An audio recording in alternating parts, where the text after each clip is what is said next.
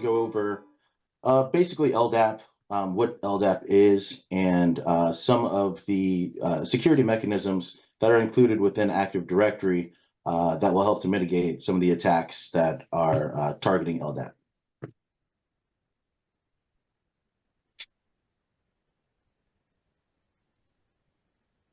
Who I am Daryl Baker. I am a security consultant at Trimarc Security, as Danny said. I self-identify as a purple teamer. I love to do adversary emulation and just kind of create all kind of scenarios and see what happens, see how many different ways we can break things. Pretty much on all of the socials, I am at Deferred. So again, we're going to talk about LDAP, really like what LDAP is and what it is not. Then we'll get into LDAP signing and how that works. We'll get into channel binding as well. We'll get into some of the specifics of channel binding as well. We'll get into channel binding tokens, but I'm not going to spend too much time on the technical specifications of it, more of the technical implementations of it.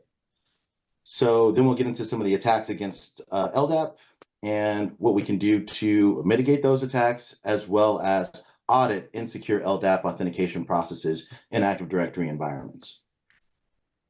So let's get started. Sorry, I'll be drinking some water during this talk. My allergies have been kicking up today, and I don't really know what's going on, so my throat's a little dry. Okay, so LDAP was developed in LDAP was developed in 1993. It replaced a directory access protocol as a services protocol for X500 directories. So its purpose is not to do anything other than to interact with the data that's inside of these specific types of directories. In 1997, LDAP version 3 came out. That's the version we're still on. And in 1998, an open LDAP project actually came out with the first open source versions of LDAP. That was derived directly from LDAP version 3.3. So right after this, Active Directory is created in 1999, and Active Directory heavily relies on LDAP as well as some other protocols in order to manage its environment. So before we get too deep down the LDAP rabbit hole, I did want to clear up some common misconceptions that come up whenever the subject of LDAP comes up. I want to talk a little bit about what LDAP is and what it's not. So LDAP is an access protocol, and it's used for interacting, again, with those X500 directories. X500 directories, they store all of this information in a directory information base, and it's arranged in a tree structure known as a directory information tree, or DIT. And if that sounds familiar, that's because Active Directory is based on X500 standards. So Active Directory is saved into ntds.dit. LDAP supports multiple authentication methods, including anonymous, simple, and multiple different SASL versions. That being said, what LDAP is not is it's not Active Directory itself. Active Directory is the directory that holds the information, and LDAP is the protocol that's used in order to interact with that information. So it's used to search for things, modify things, update things, create new objects, etc. LDAP can leverage all kinds of authentication protocols. Like I said, it can leverage everything from simple to SASL protocols. So that being said, a lot of times, especially with third-party products and things like that, you'll hear this, LDAP authentication as a service, or this provides this LDAP authentication, and it kind of there's kind of like confusion that comes from that type of wording, because you're not using LDAP to authenticate directly. What's actually happening is you need the information out of LDAP, whether it is to confirm something about the user account that you're interacting with, or maybe some object that you're trying to interact with. And one of the steps of creating an LDAP session is authentication. So authentication is going to happen whether it's anonymous or Kerberos. So a lot of times there's that confusion that's there. But the authentication piece is just one step in creating the LDAP session, and it is separate. It's not, LDAP authentication is not its own thing. Okay, so with LDAP operations, LDAP really has, four main operations that are done, and used over and over and over again. So the first operation is the initialize operation. And in the initialize operation, the client will actually create an LDAP client object that will handle this LDAP session. It'll point towards the LDAP server host name as well as the port number. But at this point in time, there's no credentials that have been exchanged or sent over to the server or anything else like that. It is just establishing the session with the server saying, hey, I want this to become a full LDAP session. The next step would be a bind. So in the bind operation, this is actually when authentication happens. And we'll talk about that a little bit more here in a second. And once you're successfully binded to an LDAP server, you're able to do things like search for information inside of the database or modify information such as creating new objects, deleting objects, or editing them. So when creating this LDAP session, that first step, when you initialize a session, session options can be set. They don't have to be set during this step, but they can be set here. And some of those would be, is LDAP signing actually going to be used in this? Is LDAP something that's available in this environment? So there's a lot of different security options that are advertised both from the client and from the server during this step. The next step would be the connect step. And the connect step is not required. It's really used more for like developers or if you're interacting with LDAP services, programmatically. Because what it allows you to do is it kind of allows you to set up this full session right up to the point where you bind and have to authenticate. So if you have to go back and troubleshoot or try to debug any kind of LDAP connectivity issues, having that connect step in there can help you figure out at what stage you're having failure in your LDAP infrastructure. After that, you have the bind step. And then the bind step, this is where authentication happens. And that's based on whatever type of authentication was negotiated in that initialized step. Now, remember I said you don't technically have to explicitly go through that initialized step, because when you attempt to bind, if you just try to bind immediately, it will automatically create that initialized step for you. So that operation is going to happen regardless. It's the connect operation that has to be explicitly called if you want to use that in your environment.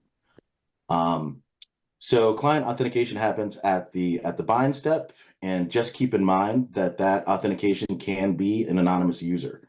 Now, this is considered in almost every scenario to be very bad practice, but it is something that is possible.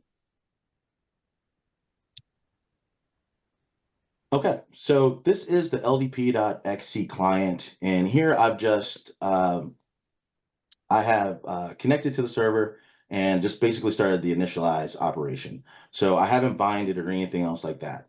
And just in this first step, you can see that I'm trying to connect to the server on its IP address and then port 389. And here at the top, by default, it was trying to connect via SSL.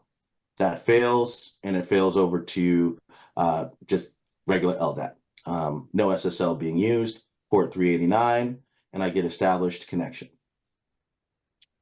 Another thing to look at is how much information gets sent over just from creating this connection. So again, no credentials have been sent over to the server or anything else like that. This is just saying that I want to create an LDAP session. So in order for that to happen, a request for the root DSC is sent over to the server. And basically what that is it is the it's the root of this directory tree. So it's the very top.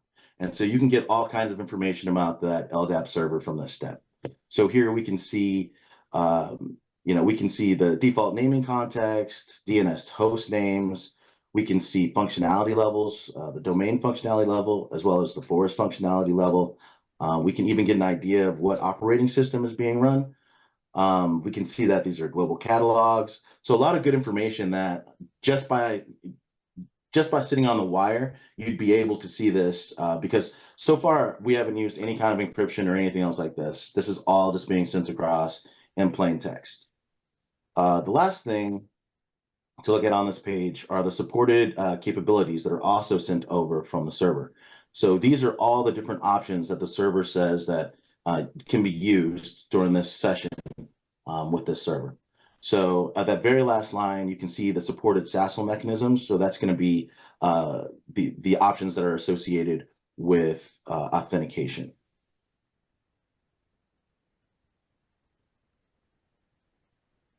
So in Wireshark, for this same exchange of information, just sitting here, again, because all of this is in plain text, you can see every single bit of information that's sent back and forth during this entire transaction. And again, the client hasn't sent over any data, but the domain controller is starting to send over some data. If this communication channel continues on and SSL is never used, every single thing that's being sent in this exchange, minus the authentication, everything else will be able to be seen in plain text, just like this.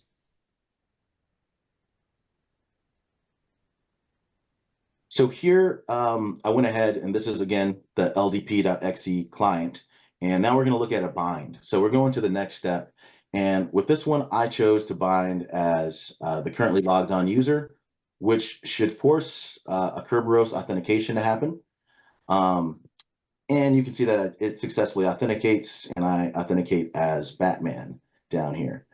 Now, one thing that I want to point out on the screen, and I kind of said it earlier, but I want to reiterate it because there are really two kind of connection steps that happen when creating a full LDAP session. So the first step says, hey, I want to establish this LDAP connection.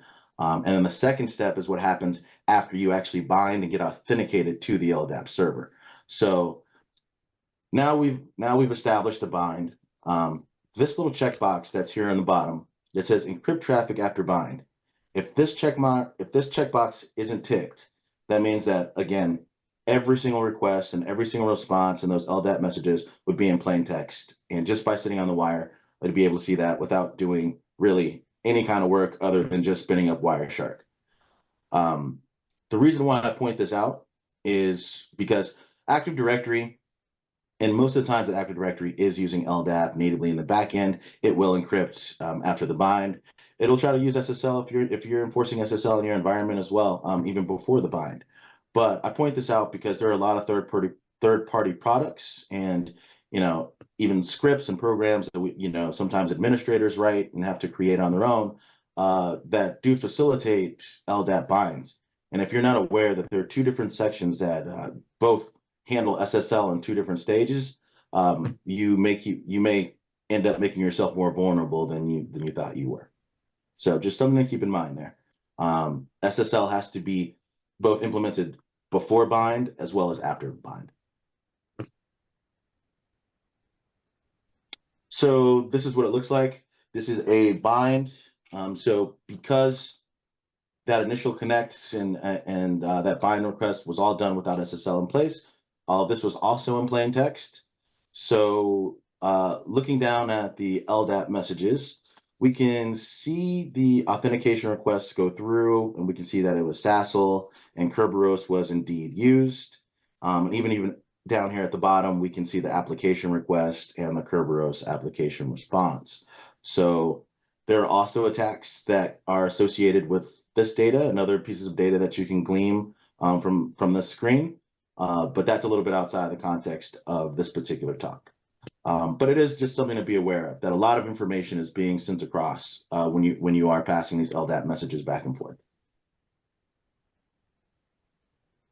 All right, so now let's actually get into a couple of the security pieces of LDAP. And the first piece we're going to touch on is LDAP signing.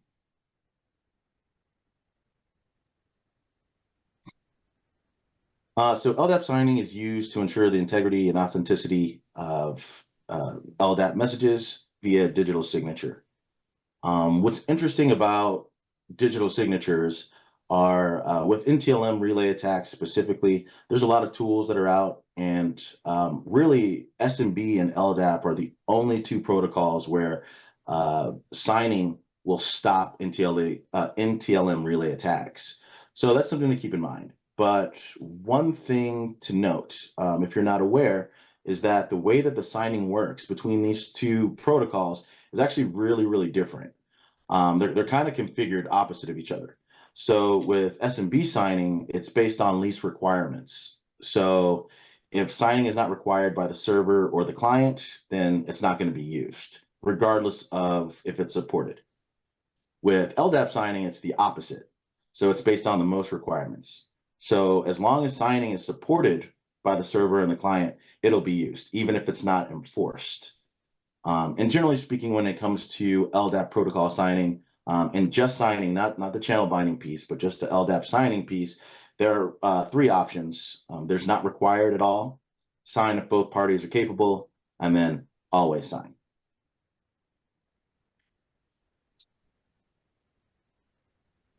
So let's get into a little bit of how it works. LDAP signing has been around for a long time, ever since Windows Server 2003. So the initiation step starts the exact same way as your normal LDAP session. The client just initiates an LDAP connection to the LDAP server. Negotiation happens. This is when they negotiate their LDAP signing options, as well as if LDAP signing is agreed to, this is where key exchange would happen. So then the next step would be signing, and all of this is happening before that bind operation. So the next step is signing. So when both the server and the client agree to signing, all the rest of the LDAP communication between them are digitally signed, including the bind messages that go back and forth. So the digital signature is made up with a few different pieces of data, but mostly based on the hash of the LDAP message itself, as well as a shared secret key between the client and the server. And that's pretty much the high level of LDAP signing and what that is. So now we'll go on to LDAP channel binding. Excuse me, just one second.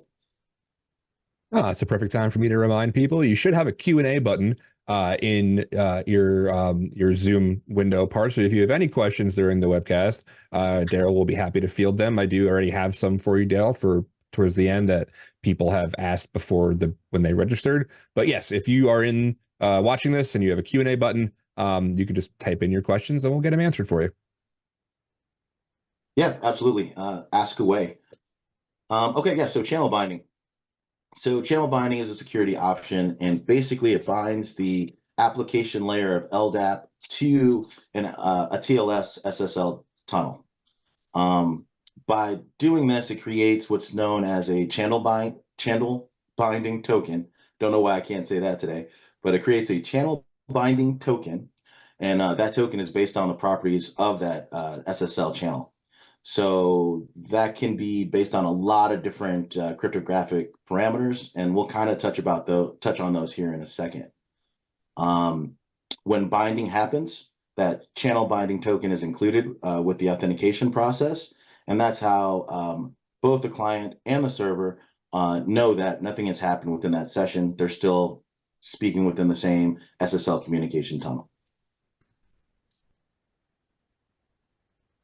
So the channel binding token, again, an SSL channel is first established between the LDAP client and the server. This always has to happen in order to use the channel binding token. The token is then created and based off of this SSL channel, and it can be created off of data, including the server certificate name and all kind of different security options during that SSL negotiation. Anytime that a server receives an LDAP authentication request, that channel binding token is then validated, and that's how the server knows that that is indeed the same session from the original client. So pretty straightforward there.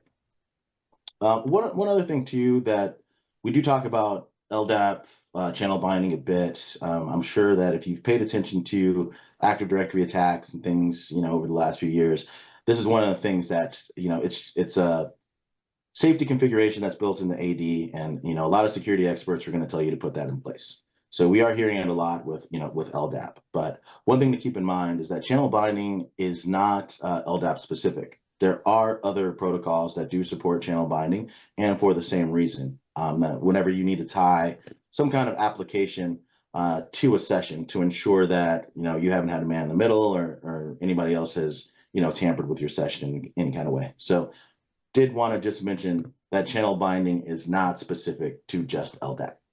Hey, Daryl, I got a question. You want to answer it? Sure. Anonymous, can you do LDAP signing without an SSL cert on the domain controllers? Does channel binding require an SSL certificate on the domain controllers? So the true answer is yes. I mean, the certificates are required, but you don't have to spin up ADCS or anything else like that. Um, just by those clients being joined to Active Directory, they have everything that they need. Now, what you cannot do is in that first step, when you haven't authenticated and you haven't provided any kind of client information, you cannot start an SSL session there. So that would be in clear text. You would need to have ADCS in place with certificates that support server authentication to be used for LDAP, and then you could use SSL the entire time. But you do not need that in place in order to use the SSL piece of that after you bind. Sweet. Thank you.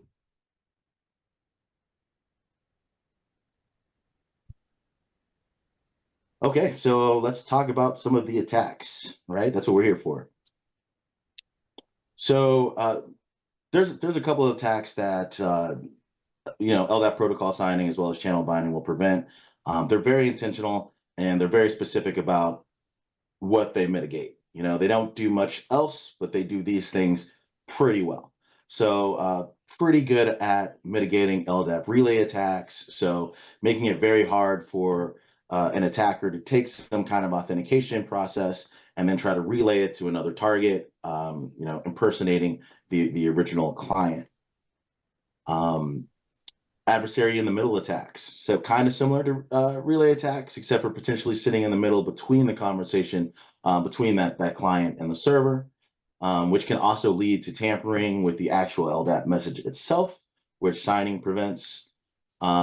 And even to get into that session to begin with, and modifying that session in any kind of way is going to invalidate that channel binding token, and so that LDAP session would be killed. So without those in place, we can have some fun. So I'm going to show you a quick video that I recorded. I do apologize in advance for it's a little bit blurry, but I'm going to talk you through it, and I think we'll get through it fine. Didn't want to risk doing this live due to the demo gods. Sometimes they're not always the nicest to us. But yeah, let's take a look at what an environment looks like when LDAP protocol signing is not in place, as well as channel binding not being in place, and what you can kind of do just out of the gate as an attacker on the network, just on a Kali Linux box. And then we'll see what happens after we put those mitigations in place. So on the bottom right here is the domain controller, and we're just looking at the group policy management. We're going to be looking at the domain, the default domain policy, as well as the default domain controllers policy. So here with the default domain policy, we can see that LDAP client signing requirements are not defined. And the same thing with the default domain controllers policy, LDAP server signing requirements not defined, as well as channel binding not defined. So I'm gonna come over to my Kali box here and just gonna run mpackage script to kick off an NTLM relay. And we're gonna see if we can relay to LDAP.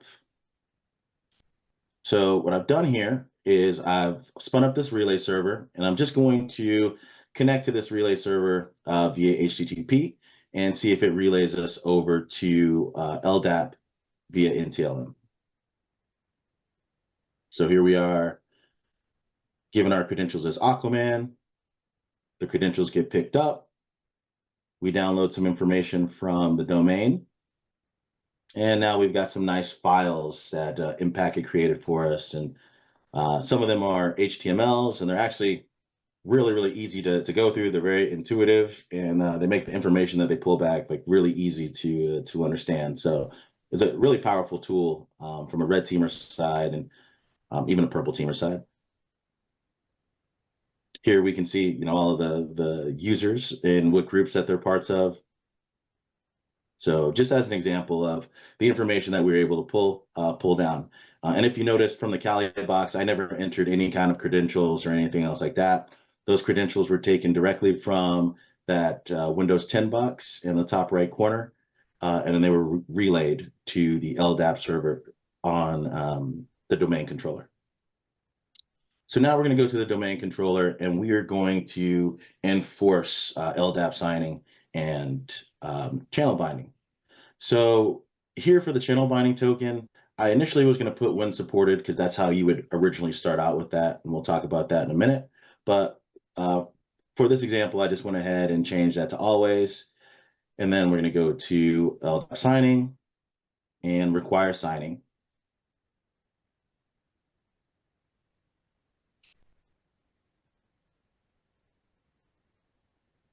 Next, we need to do the same thing for the domain members.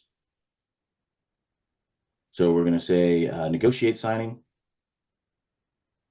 And we could have put required signing there if we wanted to as well, but we put negotiate signing because as long as both sides will negotiate signing, signing will occur.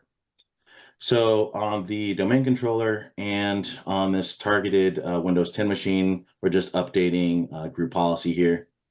Make sure those new policies come out or get pushed down rather.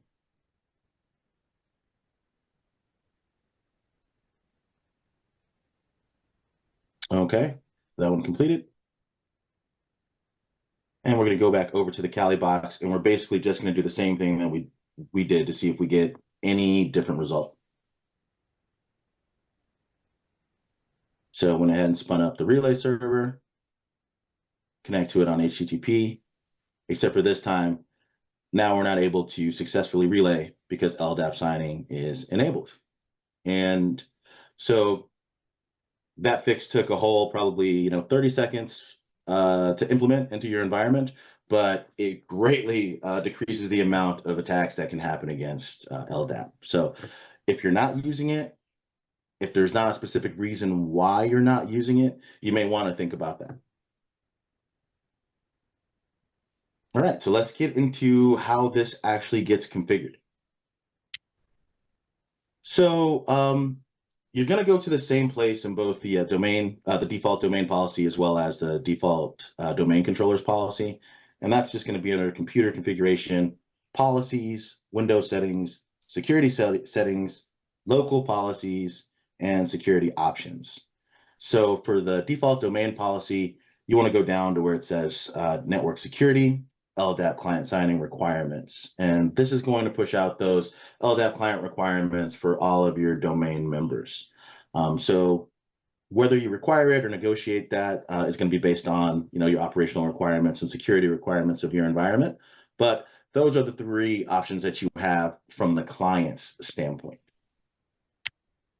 On the domain controllers, it's the same area under security options, except for this time we're looking at the entries for domain controller LDAP server channel binding token requirements and the domain controller LDAP server signing requirements.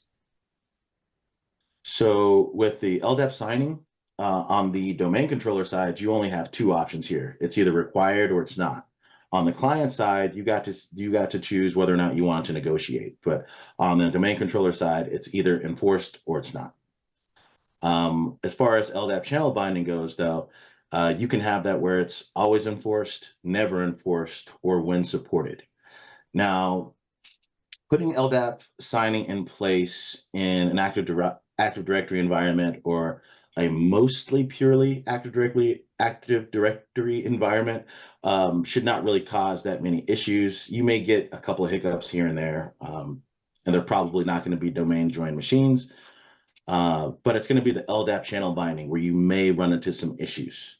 And this has to do with application support and just the way that, especially when it comes to third-party clients and things like that, how they interact with LDAP. So it is recommended to put this on when supported, and we'll talk about how when you're in this when supported mode, you can audit and find out, what clients actually are still trying to bind using these more insecure binds. So let's get into the auditing.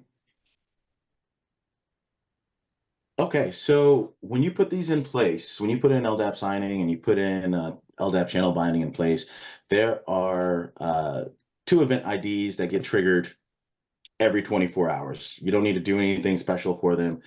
They're in the Active Directory event log, and you'll get 2887. It will trigger once every 24 hours, and it's basically just letting you know that these, less than secure LDAP binds are allowed in your environment, and you may want to fix that.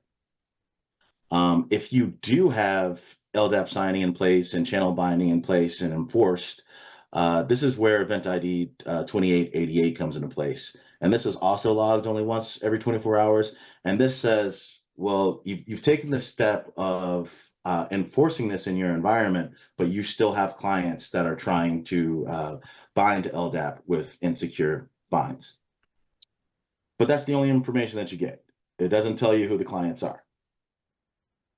So if you want to get more information and know who these clients are that are connecting in your environment and not connecting with or attempting to not connect while using protocol signing or channel binding, you're going to want to enable event ID 2889. And the way to do that is it's a registry key. So if you're just using regular Active Directory ADDS, it's a registry key here on the bottom. It's under NTDS and a diagnostics subkey. If you're using AD-LDS, it's under the LDS instance name, whatever the name is for your environment, /diagnostics. So same subkey, almost in the same place, slightly different between full-fledged AD and then the lightweight version of Active Directory. So when you're there and you look at the subkey, there are going to be a lot of entries that are there. But when it comes to this additional logging, what we care about is we care about this regular word entry for number 16, which is LDAP interface events. And we want to change that subkey to the number 2. And what I mean by that is if you were to look at that subkey, this is the list of all of the different things that you can change and modify in order to get additional events sent to your event log on your domain controller. When you're in here and you're modifying, what events get sent to your domain controller, you want to be very careful because the more events that you get sent to your domain controller, the more resource intensive it becomes. So you do want to keep an eye on your resources to make sure everything's good, especially if you have enabled a lot of different events and you know that you've generated a lot of different event logs over the last X amount of time. So like I said, the only one for this particular event log that we're really concerned about is number 16, this LDAP interface events. So it's a regular D word. You go to it, by default, all of these are set to 0, which is none. So when it's set to 0, only critical events or error events are sent to the event log. Anything else, you have to kind of dig in and figure it out on your own. If you have it set to 1, you'll get more event logs than just the critical and the errors, but we won't get as many as we need for this specific auditing that we're trying to configure. So setting it to 2 is the basic level, and it's typically the highest level that is recommended unless you have some kind of diagnostic need or you're doing some kind of testing or something else like that. It's recommended to never go above 2 unless there's a very specific need. But with 2 enabled on that regular D word, we are able to then receive in that 2889 event ID. So this is what the 2887 looks like. Again, it just says, hey, your environment is really not secure. Uh, there have been attempts for people to uh, bind to LDAP in less than secure ways, and you're not currently configured to reject anything about that. You may want to do something about it. But that's the only information that you get. You don't get anything about the clients. You don't really get much else. You will at the bottom, you will get the number of binds, but that's it. So you'll know how many times that, in this last 24-hour period that somebody tried to bind to LDAP with a less than secure bind. With the event ID 2888, this is now you've taken that next step, like we said before, and you've configured your server to reject these less secure binds, but you're still getting clients that are trying to bind that way with LDAP. So again, the only thing that you're really going to get is how many, and this log is only generated once every 24 hours. So that's where that enabling that registry key so that we can get event ID 2889 can really be useful, because with this one, you will get this for every single instance of one of these less than secure bind attempts that occurs in your environment. So it's not one of those you have to wait 24 hours and you only get a count. You'll get it for every single time that it happens, along with the client identity, the client's IP address, and the binding type. So you get a lot more information, and this can help you figure out which ones are your clients that you can that you need to address, figuring out what's going on with their LDAP protocol signing and channel binding so that you can get them into a more secure posture. And that gets you on your way to a better security audit. Any additional questions? Yeah, dude, we got a bunch actually. Let's see, what do we have here? So these are some of the questions that came in before the webinar, and we have some that are still in the chat. But what can we do for closed software or systems, COTS, printers, etc., that use LDAP? Are there any compensating controls available?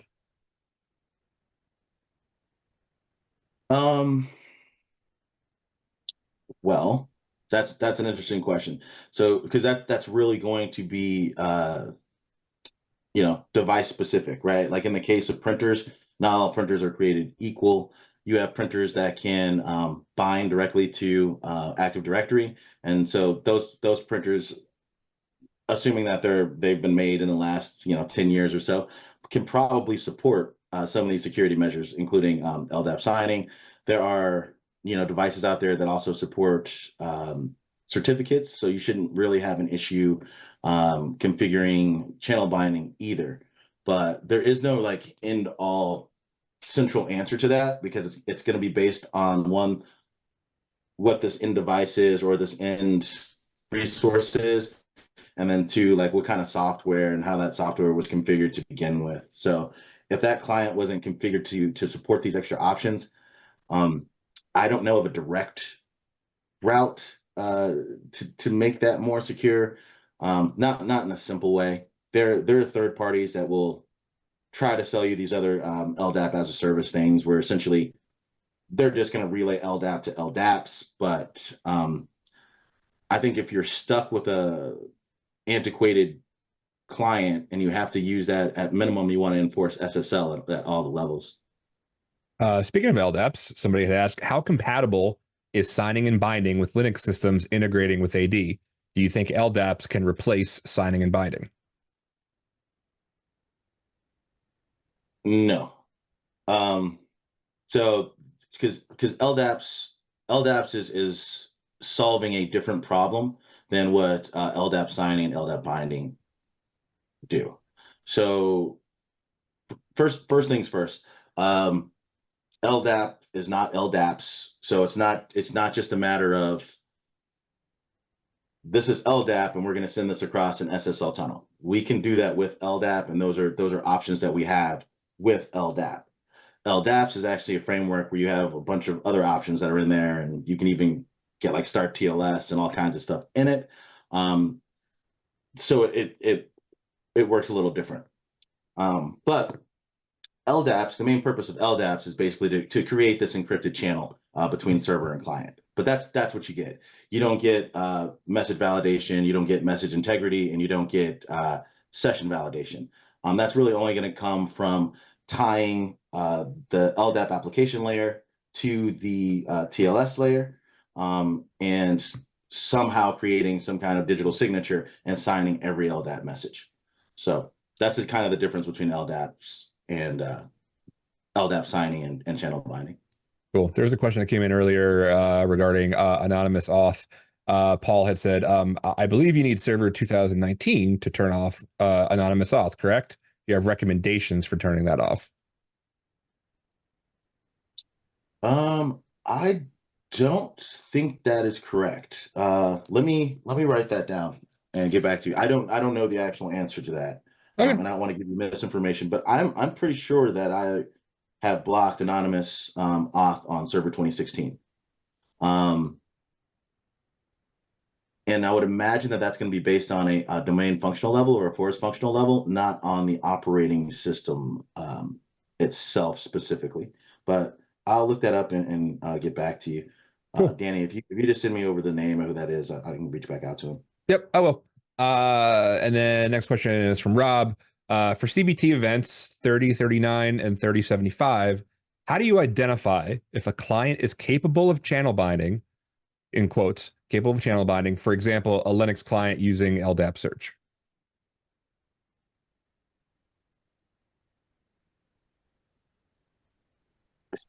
That's a tricky question. The easiest way to identify it would be, well, I shouldn't say the easiest way, but one recommended way to identify it would be, like I said, towards the end here, is to enable this 2889 audit, and then inside of your environment, you don't require channel binding, you just offer it.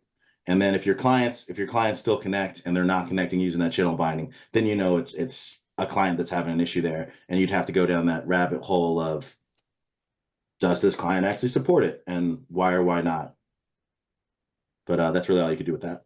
Cool. I got a couple questions from Aaron. For Impacket, are you using vanilla Impacket or are you using a virtual environment? I'm in a virtual environment, but I am using vanilla Impacket. This actual recording, I had to grab this quick recording and did it this morning around 8 o'clock because the one that I wanted to use before was not working out really well. And so this was fresh off of GitHub this morning. Awesome. He also asks for events, the 288X, do those events, he asked us a weird way. Also, for the events, I'm just going to read it as he wrote it. For the events, 288X, those events need to be enabled for audit to show up, correct? In parentheses, not default. No. 2889 you do. 2887 and 2888 will show up on their own. Awesome.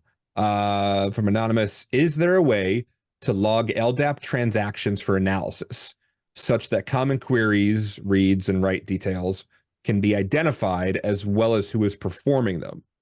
If so, does this have a detrimental effect on the DC?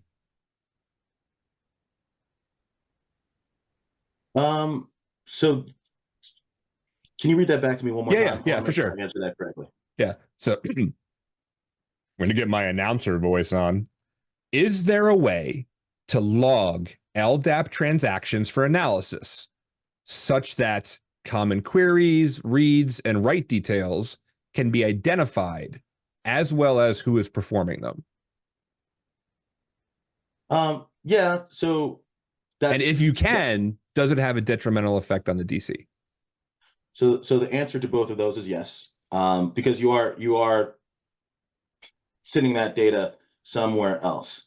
Now, outside of just logs alone, there are a lot of different products that exist that basically rely on another service account that binds this LDAP service, right? They connect to Active Directory, and they're able to actually see, information that's going across and queries that are being requested and the responses back, and you can even have that happen in real time.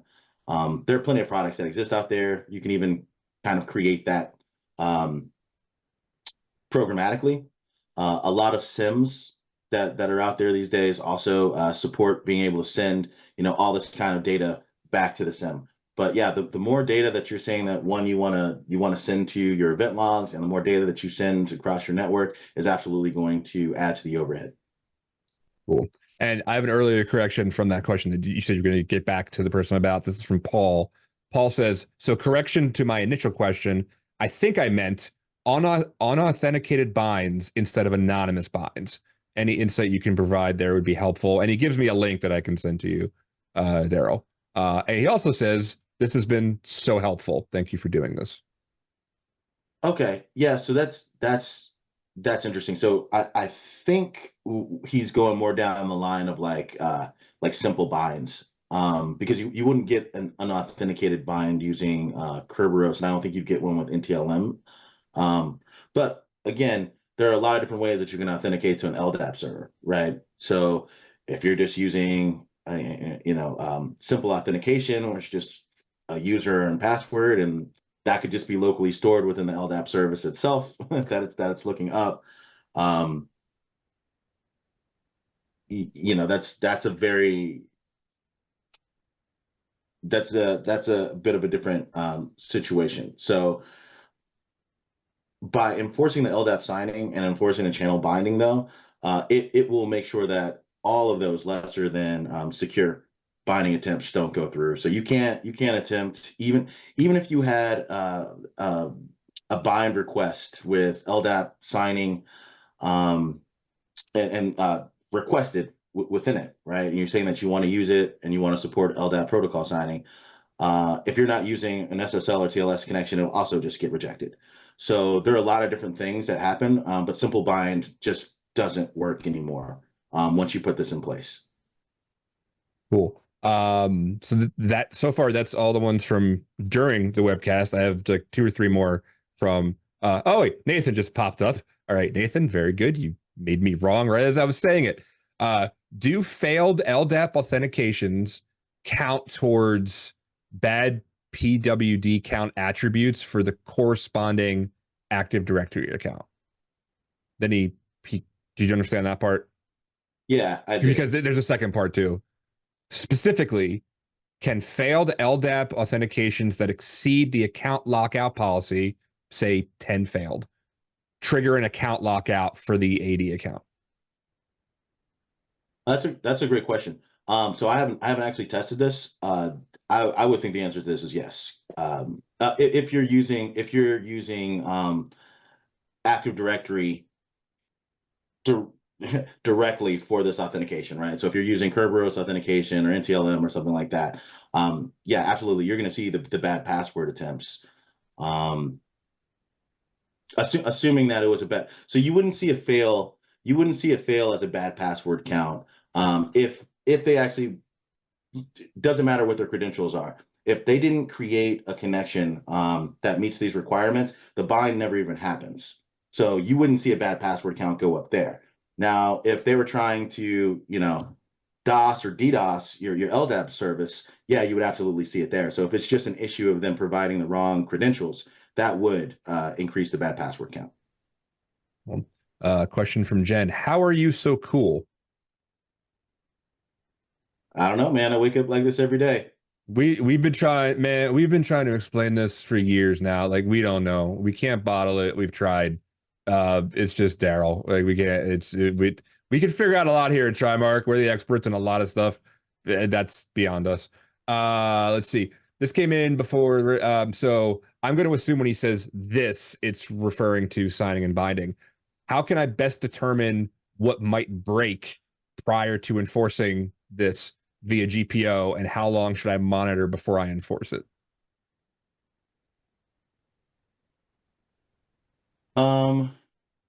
Okay. So there's a couple of ways. Let me go back a couple slides.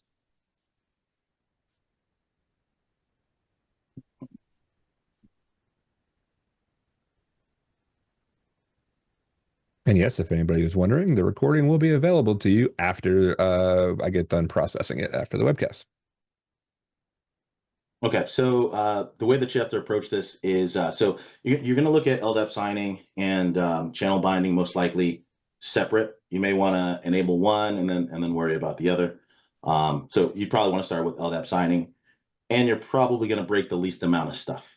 The reason why I say that is because on domain controllers, you do not have to enforce LDAP signing to begin with. Remember, you've got a couple of options. But then on the client, we should have put these closer to each other, right? So this is the LDAP client, right? So on the client you can set to negotiate signing, right? On your domain controllers, you wouldn't require it. You would define the policy, but you wouldn't require signing to be put in place. Okay. And what that does is because the client supports it, that communication would then use LDAP signing. Now, for every connection that happened that did not use, LDAP protocol signing, that's what you would get in that event log ID. With channel binding, you're gonna do the same thing, but kind of backwards. Because with channel binding on the domain controller, you're gonna put it to when supported instead of always. And that way, if a client does support channel binding, it'll be used. And if it doesn't support channel binding, it won't reject the connection, but it will log that in your event log. So that's how you're able to see which one of your clients can use LDAP signing, as well as which ones can use channel binding without actually breaking anything. But it does take a little bit of manual work going through those logs, unless you have like a sim and create some rules or something for this. Awesome. Is there any way to block using non-secured slash plain text simple bind LDAP requests for DCs without blocking TCP 389?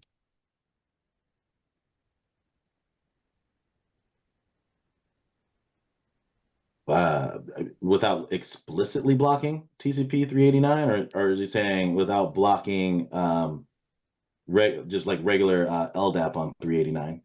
It doesn't specify. In parentheses, it was just says without blocking TCP 389. Okay, can you read that one to me one more time? Sure. Is there any way to block using non-secured slash plain text simple bind LDAP requests for domain controllers? Yeah. So simply by putting these in place, by putting LDAP signing in place and channel binding in place, it'll block all of those. All of those bind attempts. Won't even let them go through simply because they don't meet the security options. Nice. Yeah. So as far as what port is actually blocked, I know there are some ways that you can modify, if you wanted LDAP to use a custom port instead of 636. But I do believe Active Directory specifically uses two different ports. It uses 636 and another one of the higher up in the 1,000 numbers. I wish I knew it offhand, but I don't. But I do believe there's a way to change that. But that's also something you may want to think about if that's going to cause you a headache in the future, if you have to incorporate other LDAP clients, especially, third party into your environment. I got two more. I don't know how specific they are to the signing and binding, but I'm gonna throw them at you anyway. Again, this was from the pre-registration. Do you have any recommendations for best practices for creating external trusts? Do I have any? Okay, best practices for creating external trust. I don't specifically. No. I would just point them to adsecurity.org. I'm sure one of the guys has written something on that. Yeah, absolutely. So you go to adsecurity.org, which is Sean Metcalf's website. It's been around forever. And then I know we've got something on hub.trimarcsecurity.com for that, or hub.trimarcsecurity.com, which has all of our blogs and stuff. Yeah, I figured that'd be like a bigger one. I didn't know how specific that was to what you were talking about. And then last one is, how do I determine the effective permissions a user has? Um, what type of permissions? Yeah. I figure I just read it. That's like literally all it said. Daryl's the technical person here now. So, like, I what kind of permissions it has to LDAP? Is that the Yeah, question? sure. Yeah, let's say that. Okay. So in this instance, right, we are talking about LDAP servers, but we're talking about an Active Directory environment, right? So when we're saying the LDAP server, we're talking about Active Directory. So in Active Directory, essentially every object has read only to most attributes to every other object. It's just the way that the framework has to work so that tickets can be exchanged and resources can be found um, on the network. So by default, as long as you have valid credentials to a user, even if it's just a standard user or a service account, at minimum, they'll be able to read information from the LDAP server. Now, to be able to modify things, those permissions would be the exact same as, permissions that you would pass down to a standard user versus like a domain admin versus like maybe a help desk administrator or something else like that. Those permissions follow. Because in the back end, remember that authentication piece is still, I used Kerberos. So it got a service ticket. That service ticket was based and validated based on the permissions that I have.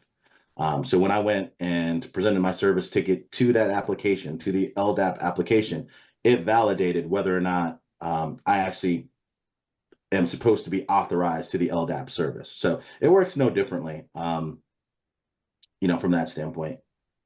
Nice. Daryl, you were worried about not talking long enough, man. We're going to hit right at 3 o'clock. You are an expert in all things. That concludes all of the questions that we had.